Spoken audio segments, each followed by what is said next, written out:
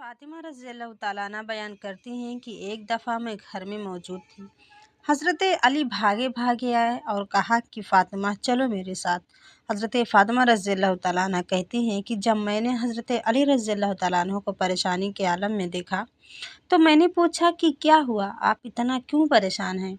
तो हज़रत अली रज़ी अल्लाह ताला अन्हु ने फरमाया कि फ़ातिमा, आप सल्लल्लाहु अलैहि वसल्लम बहुत रो रहे हैं, हम में से किसी का हौसला नहीं पड़ रहा है। वो इतना रो रहे हैं कि पूरे मस्जिद में आवाज़ें आ रही हैं। इसलिए हज़रत फ़ातिमा रज़ी अल्लाह ताला अन्हा कहती हैं कि मैंने अपनी चादर पकड़ी और भागी भागी हज़रत अली के साथ गई।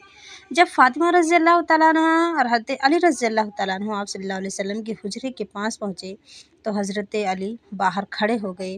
फ़ातिमा रज़ी अल्लाह ताला अन्हा कहती हैं कि मैंने अंदर चली गई और जाकर देखा कि आप सल्लल्लाहु अलैहि वसल्लम सजदा के अंदर ज़ोर ज़ोर से रो रहे हैं।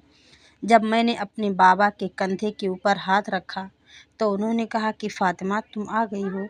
हज़रत फ़ातिमा रज़ी अल्लाह ताला अन्हा कहती हैं कि उन्होंने जब सजदे से सर उठाया तो उनकी दाढ़ी आंसुओं से भरी हुई थी। उनको देखते ही मेरी आंखों में आंसू आ गए और मैंने पूछा कि बाबा क्या हुआ, आप इतना क्यों रो रहे हैं? तो आप सल्लल्लाहु अलैहि वसल्लम ने फरमाया कि फ़ातिमा तुम भी आओ, इधर मेरे साथ बैठकर दुआ करो, मेरी उम्मत की बेटियों के लिए दुआ करो। मैंने ख्वाब देखा है कि आखिरत के दिन उनको फरिश्ते बालों से घसीट घसीट कर लेकर जा रहे हैं और आग में फेंक रहे हैं। हज़रत फ़ातिमा रज़ी अल्लाह ताला अन्हा कहती हैं कि मैंने पूछा कि बाबा उनकी क्या गलती थी, उनको बालों से फरिश्ते क्यों घसीट रहे थे, क्यों आग में फेंक रहे थे?